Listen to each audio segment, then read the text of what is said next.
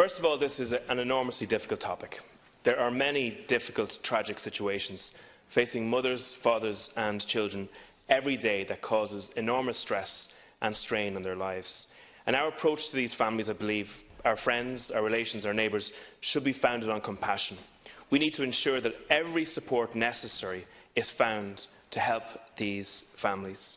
Now, I have colleagues who are pro-choice, and while I disagree with them fundamentally on this issue, I know for the majority of them, their perspective is motivated by a desire to help in massively difficult situations. My own party, Sinn Féin, believe that the 8th Amendment should be repealed and that abortion should be made available in certain circumstances where there is life-limiting disability, rape, incest, and where there is a threat to the mother's life and health. I have a different view than my party on this issue.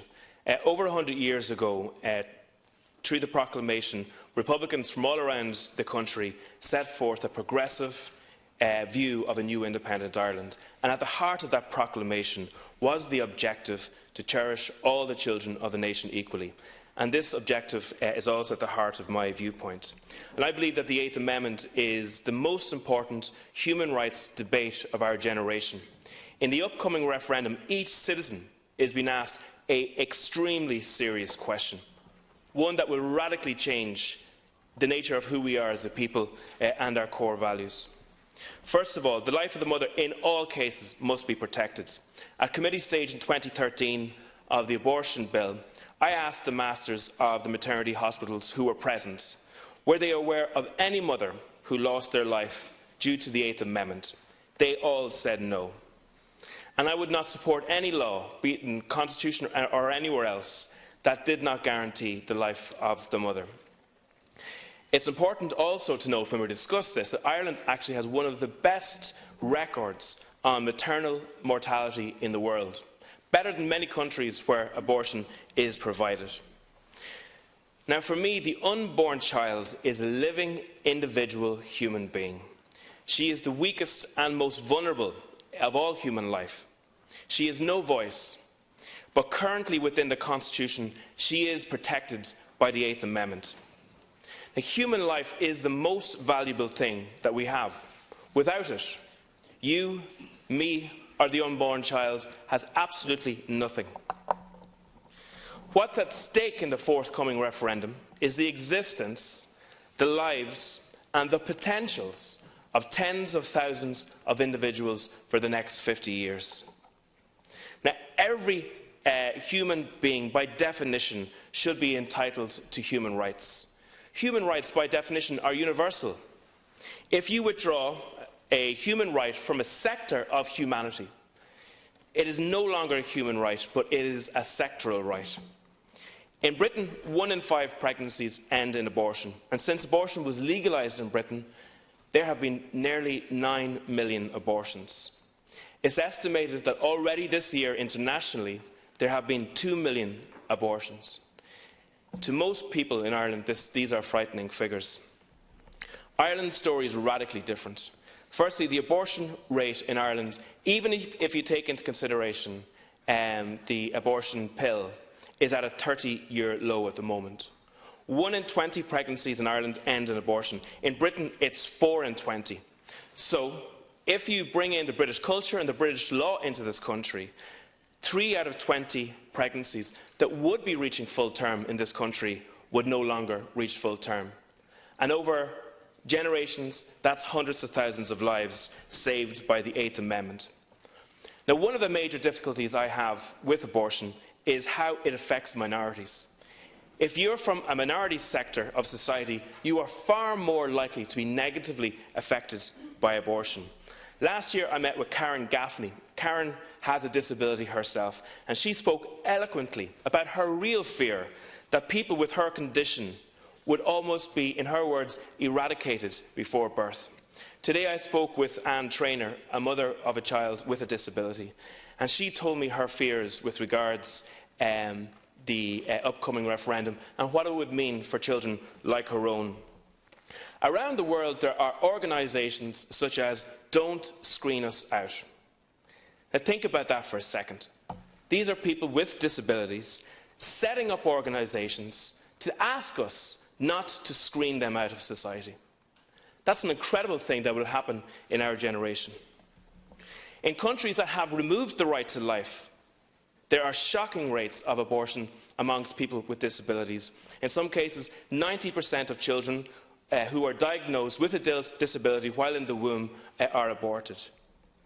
Now, it's expected in some of these countries that there will be no children born with these certain disabilities in the next 20 years. And shockingly, in the Netherlands, the Minister for Health was asked a question and she responded. And she said, if freedom of choice results in a situation that nearly no children with disabilities are being born, society should accept that. Obviously, for the individual child concerned, the result is catastrophic. But for societies, we are radically poorer if we lose the rich diversity of humanity that we have. Now, life-limiting disability is a heartbreaking diagnosis for any parent to get. Most unborn children who receive that diagnosis lose their lives either before birth or afterwards. But there are exceptions to this. And as one has been mentioned there, I have had the chance to meet a wonderful girl called Kathleen Rose Harkin, and she has trisomy 13. Diagnosed in the womb, her condition would be described as a fetal fatal abnormality, yet she's 10 years old today. Now, I believe that Kathleen Rose Harkin should have an equal right to life as everybody sitting in this chamber here today. Now, I've asked doctors, is it possible for the doctor to declare that an unborn child will not make it to the birth and live outside of the womb? And they all have said no to me. In the Citizens' Assembly, we saw something startling. They decided that depending on whether you were able-bodied or, in their words, had a non-fatal fetal abnormality or had a fatal fetal abnormality, you would have a different time limit with regards to abortion. They defined 3 different categories of human beings with 3 different legal rights to life. This is a polar opposite of what equality means. Now, the issue of gender-selected abortion has not been discussed properly in this debate at all. It's estimated that 100 million women are missing in the world due to gender-selection abortion or infanticide. In countries such as China, Britain and the US, some parents, for economic or social cultural reasons, seek sons and therefore abort their unborn baby girls. Abortion also differentiates against minorities. More African-American babies are aborted in New York City than are actually born in New York City. In the States, if you're from an ethnic minority, you're far more likely to be aborted. In a country that shouts that Black Lives Matter, their population is seriously being skewed with regards to the number of abortions that are happening in that community. Abortion also differentiates against the poor. In the US, if you're from a poor family, you're far more likely to be aborted than if you're from a rich family. 75% of unborn children aborted in the US are from poor or low-income backgrounds. If this government seeks to really help women, targeted funding to lift families out of poverty, along with childcare and a decent living wage for working mothers, is pivotal. The abortion debate in this country is only focusing on the law, and I think that's a massive mistake. In all the talk of choice we have, we are ignoring the economic factors that make so many women feel they don't actually have a choice in this country and elsewhere. I believe strongly that life should not be just for the rich, the fortunate, the planned or the perfect. We all live under the same sky, and we are responsible for each other, no matter how frail, small or vulnerable we are. Surely we must fight for a society that leaves no mother or child behind.